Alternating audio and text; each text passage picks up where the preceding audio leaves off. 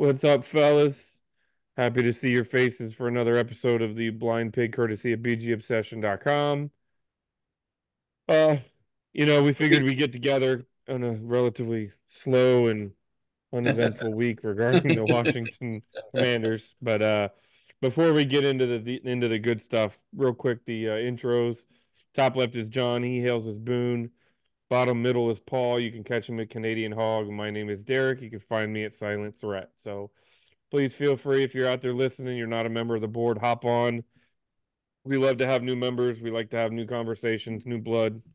And Uh, by the way, Derek, Perspective. for anyone that is listening and has joined or thinking about joining, for God's sake, post. We Yeah, we have a lot of folks that come by and they join, and then it's like, come on, man, jump on in. Don't be. There's nothing to be intimidated about. yeah. Believe me. There's no reason to be Um, intimidated. Not on our board. yep.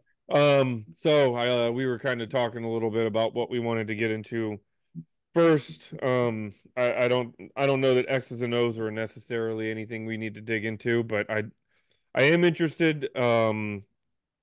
What you guys' reaction was to Harris's presser. Paul, were you able to hear it? Did you see it up there? Yeah, I didn't watch it live, but I watched it afterwards. I was able to see it. Hmm. Um, to be honest with you, I was very impressed to hear our owner speaking. How many times in the past has Dan Snyder hid behind the curtain and never made a peep, never made his presence felt, so to speak, as a figurehead of an organization? Obviously, he did in his own negative ways, but it was really, really refreshing to have an owner get there in front of the podium and make himself just visible and human to the fan base. So um, that in and of itself, for me, was a step in the right direction. Yeah, I really liked it. I'm just gonna rattle off some stuff. Free to something at me if I get too long winded, but I liked that he didn't belabor the goodbye to Ron Rivera. It was just very professional, very brief. And the one thing that he said that kind of stuck out to me, and I don't know that I've ever heard anyone say it this way, but he said basically, it just wasn't good enough. And I thought that was, I mean, that's a little rough, but that's just the truth. So I love that he did not try to like candy coat it or anything else. He just had the conversation, and then that was it. And I think that I also like that he kept his options on the table. Some of the press were trying to hem him in on like the structure of what was to come, whether it's going to be a head of football operations and a GM and a head coach. Is it going to be just a head of football operations, kind of as a synonym for a GM with a head coach? Was it going to be a head coach with all that? And he really wasn't going to allow himself to be hemmed in. I thought he handled that really well. He said it kind of depends, right? I'm not depends on what the talent looks like, and so I like that a lot because I think we have to have all of our options on the table. I think the other thing I really liked is, and we're seeing it. I don't think he said it in the press conference that we're going to move fast. I don't think anyone thought they were going to move as fast as they're moving currently. I mean, we'll talk about the GM candidates in a minute, but I think they pretty much interviewed all of them, and they're probably working on the head coach candidates now. So that just blew me away how quickly they're moving. And again, we've been talking about, or we've been putting suppositions out there that they're hopefully they're working on the plan, right? Well, they clearly had a plan in place. I also liked that, contrary to some really bad takes that I've heard out there, and Tom Rivera better be careful because he's going to find himself with no Washington fan who wants to read a fucking thing that he writes or listen to a thing he says. And I know, Sheehan is a good friend of his, I guess, but that stuff he put out this week about it being weak, there was like a weak leadership effort to pull in all these people, and I just think that's a horrible take. I don't get the feeling, I don't know how you guys feel, but I don't get the feeling that Josh Harris is some shrinking valley that's afraid to make a decision. He's going to just get the smartest people he can in the room, and he's going to listen to what they have to say, and he may listen to them and he may not. But I just think I don't get any kind of sense that he's not going to be the one ultimately making the decision. So people that are implying that that's where there's too many chiefs in the kitchen or whatever, cooks in the kitchen, I think that's just nonsense. Um, I did not care for one thing, and I'm just going to say a few words about this and then we'll move on. I didn't like the snarky response to the name change question because I get everything he said, and John Keim actually chimed in on a tweet that I made, which I love John Keim because he will do that, and he basically said that we just have to be patient. That was the gist of it, and that is not a top priority right now, and that's kind of what Harris said. However, I just wish Harris, because so many fans care about it, and if you don't care about it out there, then fine, but a lot of fans do, and that matters whether you care or not. I just wish he'd either say we're really looking at that and we have a plan in place to address it. Not right now though. Or if he would just put it to bed. One of those two things. And he, instead of I feel like that was the only thing where he acted irritated and he really gave a mealy mouth non-answer answer. And I just think it would be smarter to just go ahead and address it, man. You don't have to do anything about it right now, but don't get fans' hopes up. Anyway, I've said enough about that. And then the last thing I'll say is I thought it was very confidence inspiring the way that he was open about it. I think there's still a lot of questions out there about like what about the other guys in the front office? What about Hurney and what about Jason Wright on the business side? And we didn't hear anything about that. And then the last thing I'll say about it, and then I'll let you get a word in edgewise, Derek, is I love that no one saw the whole Myers Spielman thing coming. I mean, nobody knew. I heard some things like friends of Myers that had just talked to him did not know. And if you've also noticed, we haven't heard a damn thing other than who they're interviewing. We haven't heard anything about how well it's going or how they've honed in on this guy or that guy. We're not going to hear shit until they've made a decision. And I think that's amazing because we haven't had that kind of, what I would call it, OPSEC is what we call it in the Marine Corps. We haven't had that kind of discipline in what gets out for forever. So on that note as well, John, I know you were talking about your disappointment with how he addressed the name situation. You were mentioning that, everything was, there are no leaks basically. I feel that when it comes to the name issue, I think it's going to be something very, very similar. I wouldn't for a second be shocked if they're working on all this stuff behind the scenes and one day they're just going to come out and tell us, hey, this is what's happening and here's the direction we're going in. I think it was more of a time and place thing. Yeah, A bit of fair. disappointment on his end in not wanting to address that in a given circumstance when he was talking about, front office and coaching and direction on the football field type thing. With Jason Wright, I kind of feel like the NFL probably strongly prefers that we keep him around. And I mean, I'm just gonna say what I think, even and there's no racial aspect to it other than that. You know what? He's a very smart guy. He's got a lot of good qualities. He's African American.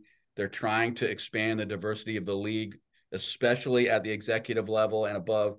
And that's a really good thing. So I think the league probably would prefer we just like grow him and give him a little bit of a break. I don't know though. I've also thought, well, maybe if Jason Wright's not going to be in the long-term plans, that might be another reason why they don't feel the need to like even talk about the name right now because that was his baby to a certain extent. So anyway, I'm just throwing stuff at a wall there. I do know how irritating it is to people that don't care about the name or they just don't want the drama of it. I know how irritating it is that because they tell me on social media anytime I comment on it. But anyway, I would just say to those people, hey, we're all different. A lot of fans care about it though. It's definitely a major, major sticking point. Well, I shouldn't say sticking point. It is a very polarizing subject when you're talking about the team. But, and I think to your point, John, there's there's really two real segments of this fan base. There's the fan base that hates the name, and then the fan base that's accepted the name. There are very few people in the bucket of the fan base that actually embrace the name. You know what I mean? Like, I'm wearing a Commander's t-shirt. That's fine. You're wearing a Commander's hat. I'm wearing a Commander's hat. Like, I get it. I think I don't want to use the word resigned, but we've come to the conclusion that that's the name of the team that we're supporting, so we're going to support it. that doesn't mean that we accept that we're happy about the name, or that we've embraced it, or that it gives us any level of pride or enjoyment either. So I think that's two totally different conversations. So I read it a little differently than you did. I read it about what I kind of read was Harris basically said there's a time and a place for that, and this ain't the time or the place for that conversation right now. So, but to your point, yeah, I what I don't want is another 2 year pander show where they're acting like the fans, and I don't think that this ownership team is going to do that, but where they're acting like the fans are involved, and it's this big production and all that. No, I have a feeling that it's going to go one of two ways. It's going to go Josh Harrison Company are going to say we're changing the name. We will announce the new name in 6 months, or they're going to come out and they're going to say we have a press conference next Wednesday at 10 o'clock, and then we're going to show up to that press conference and they're going to announce. Well, we're not going to, but people will show up to the press conference and then they'll announce the new name, and then they'll say we're going to have, if they're smart, they'll say 60 days from now, we're going to have a fan event where we're going to unveil the new uniforms, where we're going to unveil the new mascot. We're going to do these things where everybody can come to FedEx Field in the middle of June and, be a part of the process. But I don't think it's going to be if and when they do it, I don't think it's going to be a long drawn out public process. It might be a long drawn out process, but it won't be done in the public. Yeah. As far as the presser, I mean, I think he knocked it out of the park. I was extremely excited to your point, John, where he said that ultimately the way that his goal is to hire the executive of football operations and then work with that guy to pick, or that person to then pick the coach, because the two of them have to work together. But that's just a preference. He said we're not going to be stuck in that, and we're not going to let talent walk out the door, due to stubbornness because of that. So I think, yeah, they've hired, or they've interviewed at this point, I want to say 5 or 6 GM candidates, and head coaching candidate interviews are supposed to start next week. And I think that's awesome because the GM's going to walk in here and he's going to have a list of names of people that he wants. So if Harrison Company can have already interviewed one of those head coaches and they're equally impressed or whatever, then okay, then everybody's on the same page and we can hit the ground running. So I don't think Harrison Company are doing these interviews to hire the head coach, but more to um you know uh, kind of get more familiarize them, so that when the time does come, they know who they're tapping, instead of having to play catch up. I But almost I almost feel like it, given how quickly they've moved this week, that they probably have a pretty good idea of who they want as the GM. And then they probably have one or two guys that they have ranked right behind him in case it doesn't work out, or uh and we can talk about that in a minute. But I know there's been a lot of I've heard some kind of rumblings of on social media and on BGO about how can we be interviewing coaches, and we may have already interviewed some of these guys or are about to, even as early as tomorrow or Friday. I don't know, but how can we do that if we don't have that GM in place? Like, aren't we kind of undermining that GM, whoever that's going to be? But and Harris kind of alluded to this on Monday. They don't have time, man. They have to do a dual track. They have to like be working on everything because we're competing for these guys. And I know people like to say now that Washington is a attractive place now. Eh, I don't know about that, man. It's very expensive in Washington. It's not really like a destination city. I mean, it's the nation's capital. It's beautiful. It's got museums and monuments, but it's not sunny and 72 all year round. It's not Miami with like, everything you would ever want, or Las Vegas within, 3 miles from you. There's some challenges with DC. And so I just think the quicker they move, the better chance we have of getting the people that we want, not who's left over. And it's hard when you have to pick not just a head coach, but you've got to pick the guy who's going to help pick the head coach. So that's I think they were really smart the way they've done it so far. I never would have predicted like they'd move this fast, but that's what's happening. The only other thing I want to add, and I know we kind of touched on it a little bit in terms of the press conference, I was really impressed with the fact that, to me, Josh Harris exhibited a level of humility. He's not standing up there giving a sense that he knows better than everybody else. For years and years, we know that Dan Snyder surrounded himself with stooges. He's surrounding himself, from what it seems like, to be, some of the best and acknowledging that he doesn't necessarily know better than everyone else. And I think that is a step in the right direction in and of itself.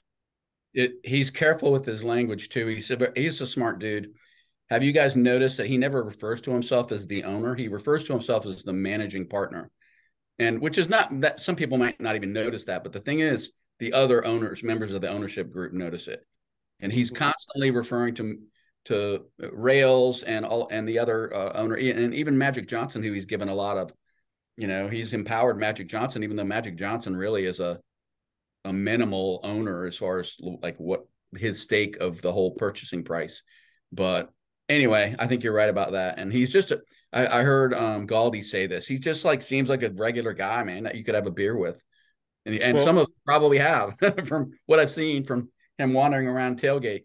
yeah, and one other thing about the presser that I thought was interesting is Grant Paulson, this local radio guy, said that at one of the press conference was scheduled for 1 o'clock, and at 1 o'clock on the dot, Harris was in his seat and he started talking. And he said, that might seem small, but the old ownership group didn't do that. They were late. They were holding the press back. They were doing, I mean, the scheduled presser was for 12 o'clock. They're walking in there at 6 or 7 minutes after. And it was just blatantly obvious that they had no regard for time or anybody else's situation. Whereas Josh is the opposite of that. And he came out, and to make it even, to double down on some of the things you guys have touched on, he literally opened up the book for their plan. You know what I mean? Now, they didn't say names. They didn't give out any strategic information that was going to be like, I don't think you could in a presser like that, but it's not like he was out here naming, but he was, this is our plan. We're putting this plan in place. Here's how we're going to go about this plan. We've got Myers and I always want to call him Spielberg, but he's not Spielberg. Spielman. We've got Myers and Spielman working behind it, like working towards this. This is how we're gonna work. We're gonna be quick and we're gonna be deliberate. We're gonna be rapid. I think to use the word rapid and thorough, I think as his quote was. He said we're gonna be rapid but thorough. So when I mean, it was extremely refreshing to have that kind of transparency without being completely transparent. Like, He and he can read the room, man. That's the thing, right. because the one thing that all Washington fans agreed on is we want to see action. We want to Mm-hmm. see change, and we don't want to sit around talking about it for the next 3 months. We want to see things happening, and that's what he's delivering right now. So we've got some GM and some coaching. I would say that rumored candidates, but they pretty much have told us.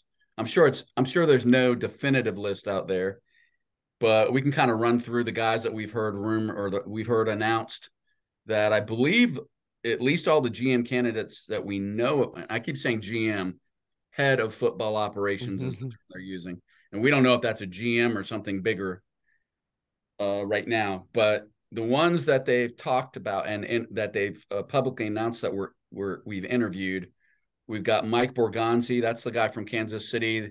The first 1, 2, 3, 4, 5 I'm going to mention are all assistant GMs, I believe. So Borgonzi from KC, Glenn Cook from the Browns, Alec Hallaby from the Eagles, Ian Cunningham currently with the Bears, Will McClay, who's Dallas VP of Player Personnel, and then of course the big one right now seems to have a lot of hype around him is Adam Peters with San Francisco. I've heard rumors, and I won't give attribution to this, but I've heard rumors. One of the rumors that was out there was that there might be some kind of a package deal coming from the Ravens staff with Mike McDonald and one of their execs being a possible head of football operations candidate. But I haven't seen Joe Ortiz's name anywhere other than just thrown out there by people. So I don't know that I seemed starting to think that's nothing more than a rumor because it seems like we would know already if he was going to be a candidate. What do you guys think of those names? Just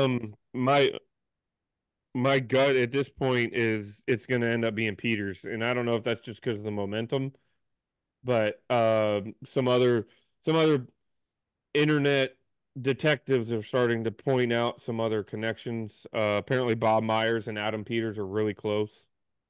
Bob Myers being with Golden State, Adam Peters being in San Francisco. Apparently, they're good friends. Like they play golf together or whatever. They hang together. So maybe it's not. Maybe maybe I saw a tweet today. Somebody said Josh Harris out here playing chess when everybody else is playing checkers. Maybe that's part of the reason of the Bob Myers connection to be. was because he could get Adam Peters' ear better than most other people.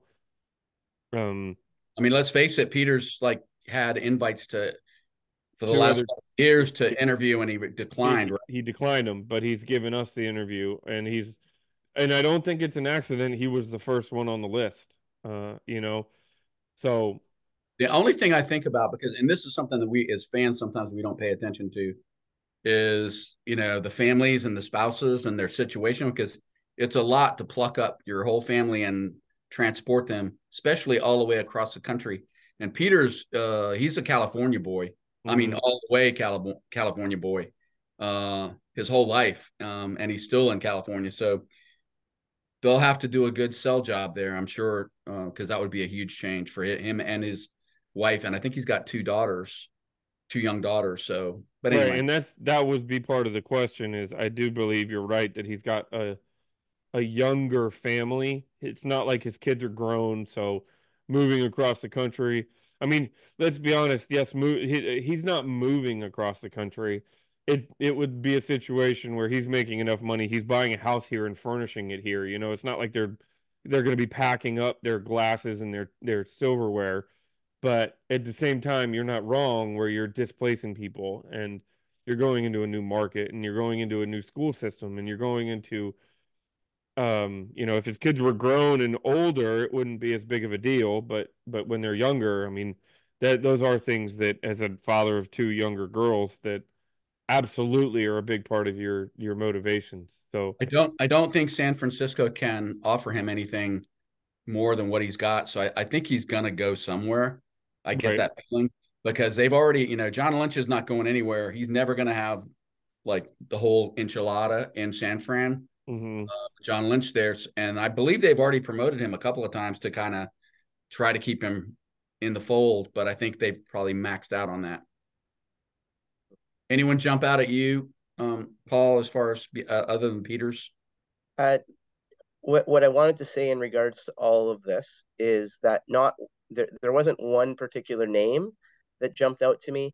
I just found it kind of impressive that the guys that we were targeting in many of the cases came are coming from football programs and teams, franchises that have really solid identities. Whether it's some of the head coaching names that we're hearing as potential hires, or whether it's head of football ops.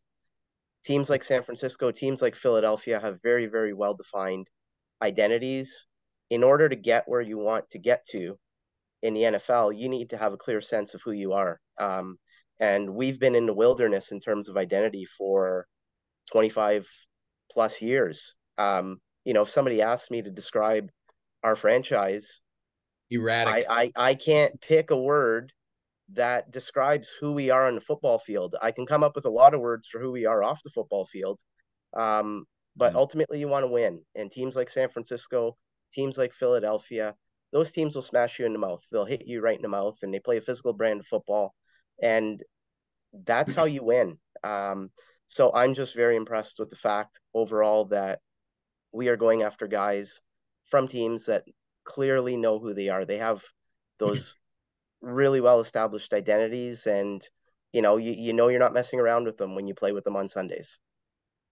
So I know we've talked a lot about Peters. I think the Well, other guy that's one other thing before you move on from him, one other thing to follow if Peters is the guy, that two huge things that I really that jump off the page at me about him is one, he's working in a franchise that is playing the last pick in the draft at quarterback.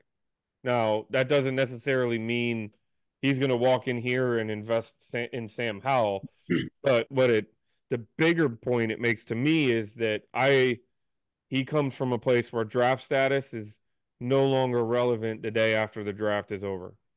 So a good I point. think you're going to see he's seen firsthand how important that is.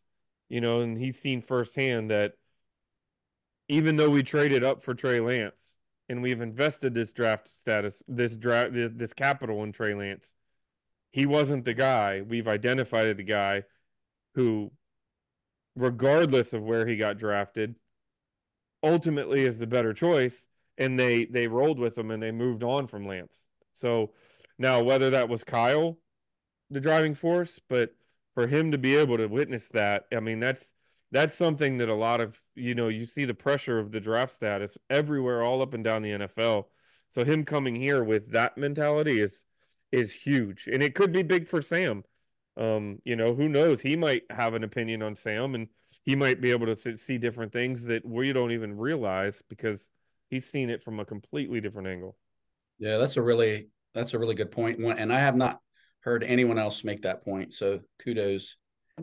The other guy that I think I'm kind of giving you my top three, and I mean I'm putting Peters out there because not only has he been with three teams that have gone to the Super Bowl, two of them won the Super Bowl, in New England, Denver, and San Fran. He he's kind of an alpha male, and he's a super smart guy. Not to sound like Joe Gibbs, but he's kind of got that leadership vibe to him. Then you've got one of the other guys that I think is a dark horse, which is Hallaby from the Eagles, and he's kind of like a little nerd. Like if we Mm-hmm. were watching Moneyball, he would be, Jonah he would, Hill, Jonah Hill's character. yeah. He's a Harvard grad. He's one of those shin kind of guys that loves the analytics. I don't know that he's an alpha male because I don't know the guy, and I don't know that you need an alpha male in that spot, but he's a lot different from someone like Adam Peters. And then the third guy that I've heard a lot of talk about is Ian Cunningham, he's an African American executive with the Bears. He's kind of a Ozzie Newsome disciple, and he also has ties like to Al Groh, which is near and dear to my heart. Former Virginia coach and NFL coach. But anyway, those are the kind of the three that I would think are most likely. I don't know, and I know nothing, so I'm just throwing that out there as a fan. The only other thing I think is interesting is we have the potential to hurt NFC East rivals if we were to take poach their talent, either with Dallas or the Eagles. I don't really think that comes into it. I think that would be way down the line as something you would factor in. You're just trying to get the most dynamic guy that you can, right, at this point. Yeah, I don't know that I would let that. I mean, it would be that's you're talking about bonus money there. Like I don't know that you let that become an actual factor in your choice, but it would always be cool to, I mean, just to get that little dig where you hire the guy away from the Eagles and then he ends up doing better here than he did than they are. Like, of course, that's fun just to do to your rivals, but no, I wouldn't. I hope that that doesn't become a determining factor. Not that I think that they would even care that much, to be honest with you, because I think if there's one thing that we've learned from this group, it's that they're going to make a decision, an educated decision, and it's going to. I think structure and winning are going to be the priority, and then beyond that, I don't think they're going to have any. They're going to spend any time. It's not going to be jersey sales. It's not going to be the flashy name. It's not going to be those things might become the GM, but those aren't going to be determining factors in who they decide to go with. So I run my mouth a lot. What I'm going to do is let's move on to the head coaches. Mm-hmm. Head coaching candidates. I'm going to rattle off the names of the guys that we know or we've at least been told are interviewing. And then I want you guys to kind of take the lead about which ones you think are the best fits. Of course, Ben Johnson. There's only 2 offensive ones in the list, I believe, unless they've added somebody, and that would be Ben Johnson, who's the Lions' offensive coordinator, of course, and Bobby Slowick from the Texans. Everyone else is the defensive coach. So we've got Ben Johnson, we've got Mike McDonald, the Ravens DC. We've got Dan Quinn, the Cowboys DC. Raheem Morris is interviewing. Of course, he's the Rams DC.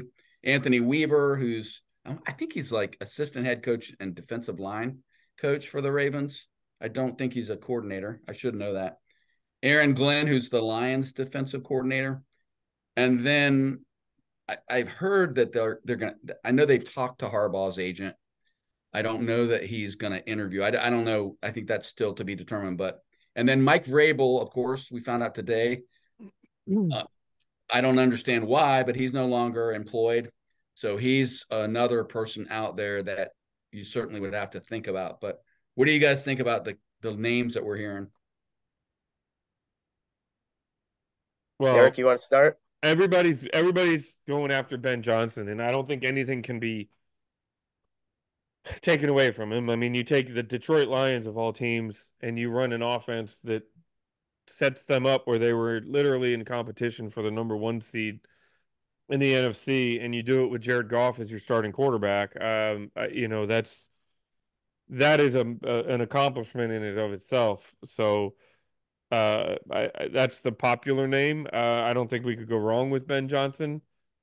But Bobby Slowick is a name that I've been watching and I'm intrigued about a lot. And I think, and a lot of that has to do with what he's done with CJ Stroud. Now, CJ Stroud could have walked into the league and just been the perfect quarterback, sure. But a rookie quarterback, a rookie head coach, first year in the system. So it's not only the quarterback's first year in the system, it's the offense's first year in the system. And that Houston offense has looked better than it has in a long time. And it's a dynamic offense at times. It's a powerful offense at times. So, and the development of the young quarterback is so I want to be ahead of the curve. You know what I mean? I want for a change. I want us to find a guy that nobody's really talking a ton about, that literally just gets the job based on merit. I've been very vocal on multiple podcasts and on the board. My preference would be an offensive coordinator becoming a head coach, not a defense. And honestly, that's got nothing to do with philosophy. It's got nothing to do with one being more successful than the other. It's literally the driving force, the thought of, if you get an offensive coordinator become your head coach, you put your offense in place, then the offense remains consistent. If you put a DC in play in as your head coach, you're if your offensive coordinator is good, which you hope so, chances are he's getting hired away in 2 years, and then you have to Right. get a new And, offense. and Slowick, it would be in 1 year, right? I mean, it can happen that quick. Yeah, this is his first year as an offensive coordinator. In that, and now there's people talking about trying to hire him as a head coach. Not So not even for a marquee team. So that tells you, I mean, you're right. certain that you're not, that cannot be understated what you just said. And I know So I've tried to give other examples like Mike Tomlin, and he's right. had long-term OCs, but the current NFL, man, if you show talent as an OC, you're gonna get attention. Right. And that's my only concern. Now, it's not a deal breaker, it's a preference. So would I be upset if we got Mike McDonald? No, I'd be good. I think I like the young, hungry mentality. I would be more upset if we were to get someone like, I wouldn't be a fan of going after a retread longtime DC, who did we just who not God, you just went through the names, but I want young blood. I want youth, almost a borderline youth movement, because I want somebody who, if they hit it right, we've got a decade of them at their prime, not them trying to refigure out a second life in the NFL. So setting aside that whole point about the disadvantage of having a defensive head coach because of what makes your OC vulnerable to being poached constantly. Setting that aside, who are the guys that you think are the best, most promising on that list? Ben Johnson, obviously, and McDonald. McDonald has the number one ranked defense in the league, and it's not even close. I mean, Baltimore's defense is doing things that the last team that even came or they're coming close to being compared to the 2000 Ravens, who literally changed the game. Now they don't have a Ray Lewis, but that defense is scary good, and a lot of that they have playmakers all the way up and down the middle of the interior, and they've got guys that can take over games defensively. It'd be interesting if Peters got the nod right as the head of football operations, because I'm sure he has not forgotten what the Ravens defense did to them Mm-hmm. just a few weeks ago. Just made San Francisco look like a scrub team. Pedestrian, yeah. What do you But think, Paul? What do you think of this batch of coaches? Yeah, I know I'm probably in the minority with the answer that I'm going to reveal in a few seconds. That all being said, Derek, I can get behind any of the guys that you mentioned. But for me, and I've been fairly vocal about this on our message board and whatnot, but I'm a Jim Harbaugh guy through and through. Um, the goal in this league is to win, and if you want someone who can give you a pretty good level of confidence that he's going to turn your program around, it's him. With all those other guys, yeah, some of them are young and up and coming and promising candidates, but there's a little bit of unknown as well, right? Harbaugh has proved himself at every level. I don't need to go through all the statistics and whatnot, but the guy's just a winner. And I talked about identity a little bit earlier. You know exactly what type of team you're getting with Jim Harbaugh as its figurehead. Um, he's all about physicality. His teams play with an edge. I just love that element of the game, and I don't know. I think our players need, for lack of better words, they need a little bit of a kick in the butt. Um, and I think he can be the type of guy that brings that edge to our team and helps to solidify um, who we are as a franchise. Again, I think he's a long shot. He's probably, you know, someone who potentially wants more control than we as a fan base would like to see put in place. And I mean, that could definitely be a deal breaker, even for someone like me who's a big fan of his. But I mean, in terms of a football coach, he exhibits everything that I want. Yeah, I heard Mitch Tischler, and I'm not beating. I don't know Mitch Tischler. I'm not beating on him, but I saw a tweet from him where he said, "Sure, Jim Harbaugh wins, but," and then he went on to talk about the volatility and the kind of the drama he brings with him. And I'm just like, I stopped reading the minute I saw he's a winner, but because you know what, if you're a Washington fan, you don't want to hear that shit. We, what do we care about other than winning at this point? I mean, eh, so I'm kind of with you, Paul. I know that Harbaugh's agent has supposedly said that he's not demanding full control.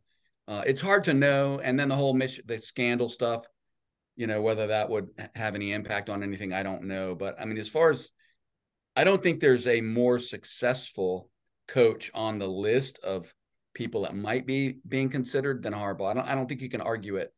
The guy's, I mean, he has nothing left to prove as far as, a head coach at this point.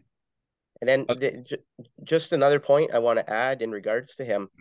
What was one of our biggest complaints with Sam Howell's development all year? Basically, that the coaches didn't insulate him and put him in a position to succeed. When you look at his career and you look at some of the quarterbacks that he's worked with, I mean, he's gotten the most out of a lot of his quarterbacks, and it was through having a good quality system in place, a system that insulates his quarterbacks and sets them up for success. Whether you're talking about, I mean, he had Colin Kaepernick lead San Francisco to that Super Bowl appearance. He had Andrew Luck play for him in Stanford. JJ McCarthy is now being talked about as being a first round pick potentially. I mean, he's got a track record of getting the most out of his quarterbacks. And I mean, if we're going to go pick a quarterback with that second pick, then what better way to start? How freaking ironic is it that after 4 years of having the nicest guy, I mean, he might as well have been Andy Griffith in the head coaching office, the nicest guy ever, and seeing nothing but pretty much mediocre to, sub mediocre performance on the field. We're worried about Harbaugh's prickliness. It's like that, as Doc Walker said. I love Doc Walker. Sometimes he goes off the rails, but Doc Walker said, "We need a damn porcupine." Mm-hmm. This franchise needs a porcupine. My concern with Saban's prickliness is not his prickliness in the locker room. It's not his prickliness on the field. My only concern is that everywhere he's gone, yes, he's won, but he has left it unceremoniously. And you start to wonder when it's going to become, you do wonder if or when it is going to become, it's going to affect the wins and losses. That's all, like Harbaugh's going to come in here. The counter to that is, just to play devil's advocate, the counter to that is he turns things around fast. Like you look at San Francisco, they were contending in a year, and they had been terrible prior to that. So anyway, fair, but I hear you. My concern that it's likely that he's going to be the guy. My concern would be he would come in here. He's coming off a national championship. Where's his head going to be? Is he going to be able to work with a general manager, or is it going to become a pissing contest? Yeah, I don't know. You know what I mean? And not in a good way, in a bad one, to the point where it is detrimental. Is it going to become, a constant battle as opposed to a harmonic relationship? Is he a winner? Yes. Is that necessarily going to happen? No. I might be putting the cart before the horse.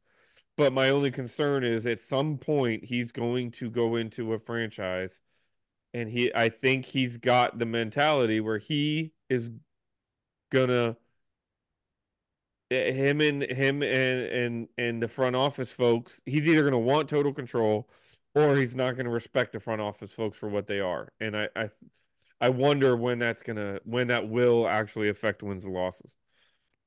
That's my only thought.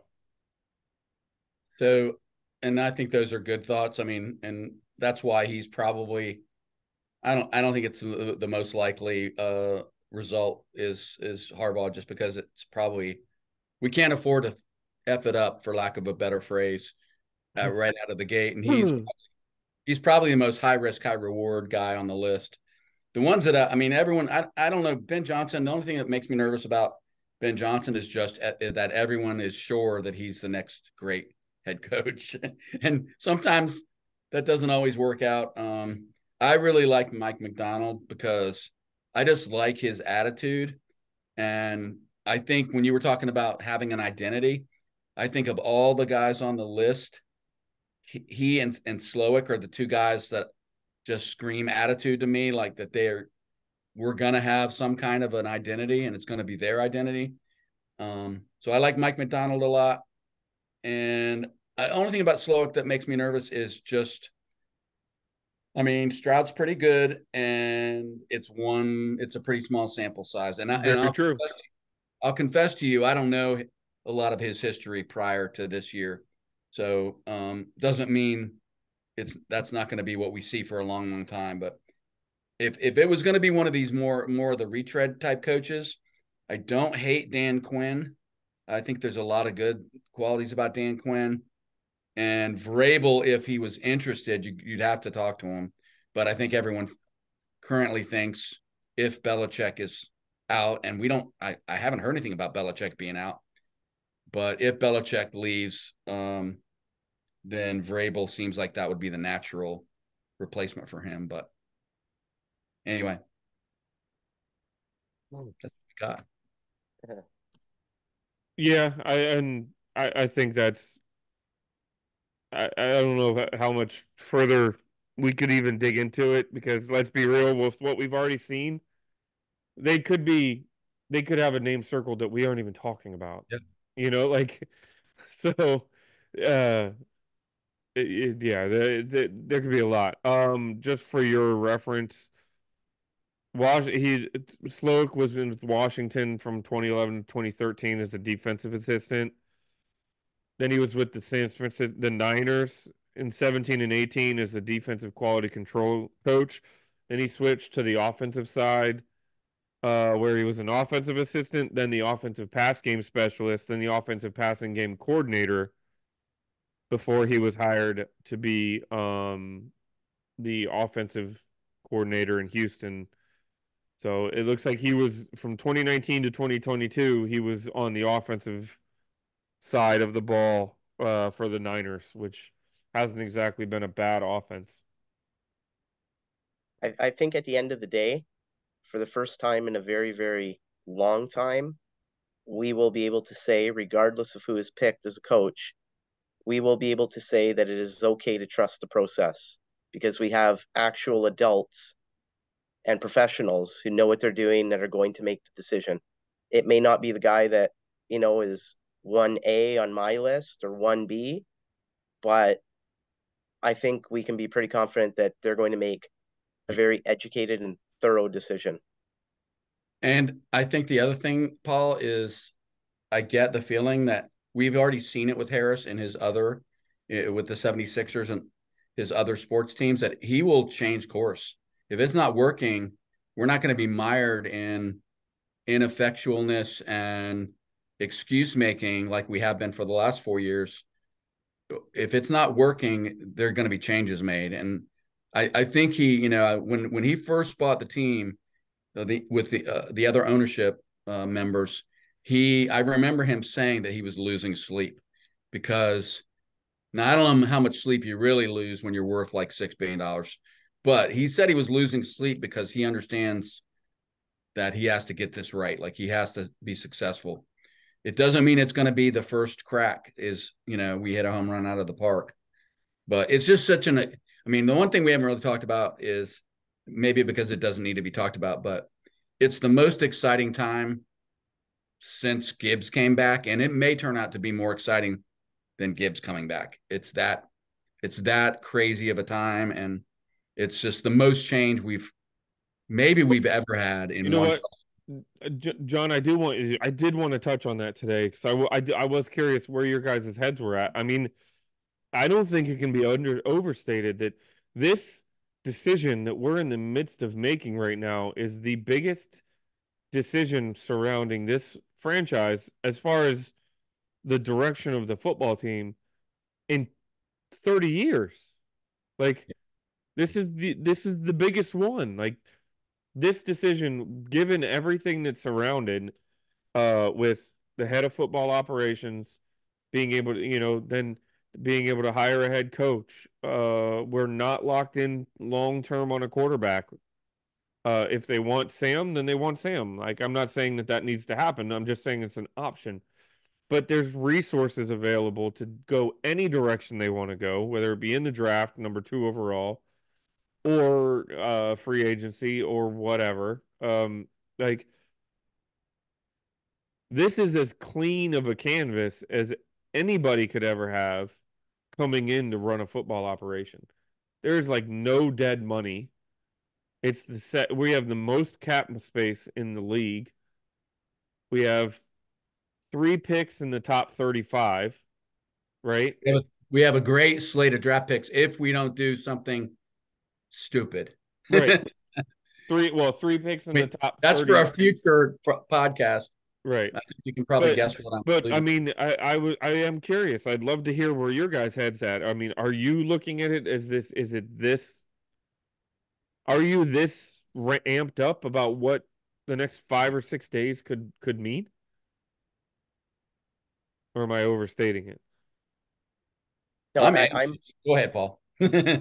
I'm personally very excited about it because for the first time in a very long time, you see a legitimate path towards sustained success.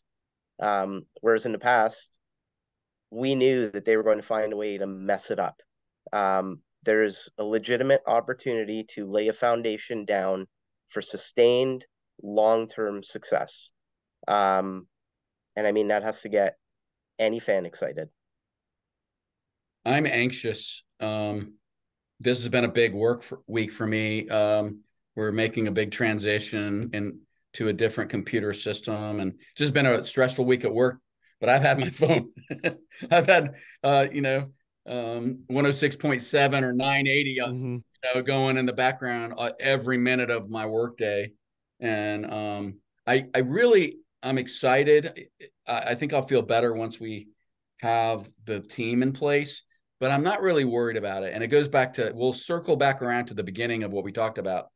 I just feel like the Harris group knows what they're doing, and they may not hit every ball out of the park with the first swing, but I feel confident that no matter, even if, like you said, Derek, if they pick guys that we didn't really have on our radar, or we didn't, they pick Anthony Weaver as the head coach, and maybe Will McClay from the Cowboys as the head of football operations, guys that we didn't even talk about much. You know what? I trust that they have good, solid reasons for why they went with those guys. And for once, we're not scum sucking, dragging the bottom. We're not doing the Carson Wentz trade. We're not We don't we're have not interviewing Jim Zorn for OC and hiring him as head coach well, because and then on top of that, we don't have beat reporters camped out at Ashburn counting the cars coming and going, and if an Uber leaves and they deem that Adam Peters is in it, then they're not bashing the team for letting the guy leave the building. Like, oh my gosh, you can't let him go. You've got to give him whatever he wants. Give him whatever he wants to stay here. It's truly adults. And you wonder how much of that is why Harris is doing this in Miami. Oh, I think that's super intelligent, right? Like Get away from the separate yourself, yeah. go to a place that's a neutral site and no distraction and no Mhm. rumor mongering and all the rest of that. So yeah, I thought about that. It's smart. And he's got a nicer house than Dan Snyder, so suck on that, Snyder. Well, guys, that was a good discussion. We're just a bunch of fans. We don't know who the next GM or coach should be, but it's going to be fun to find out. That's right. All right, boys. Have a good night, and very, very possible by the time we get back on here 7 days from now, we not only have a new GM, but we have a new head coach. What are the odds of that, by the way? Huh? What are the odds we have that next Wednesday night we have a new GM and a new head coach? I think it's gonna be totally dependent on what happens this weekend in the playoffs, because I believe you can hire a GM through promotion in season, but a coach, I don't believe you can officially hire while they're still playing. Because we talked about uh the Cardinals. Um, Bob talked about the Cardinals on the board about how it was they hired their GM and then it was about a month until they hired Gannon. But Gannon was the defensive coordinator for the Eagles, and they made it to the Super Bowl. So I think they do have new rules this year on interviewing. I heard that on the Mhm. radio. Like I know that they can do virtual interviews with the coaches. It Right, just but I mean a formal hire. That's yeah, why I yeah, don't you might think be right. Who knows, man? I mean, it would be great if we were experts on that stuff, so. but I don't. I doubt we have the name of our coach by Wednesday. But it depends on if any who gets eliminated this weekend. Because if Detroit finds a way to lose, and they could announce Ben Johnson as early as Tuesday or Wednesday. all right. Well, we shall see. I All am right, so fellas. grateful that we don't have to predict any Washington scores. That's right. All right, gents. Thanks, guys.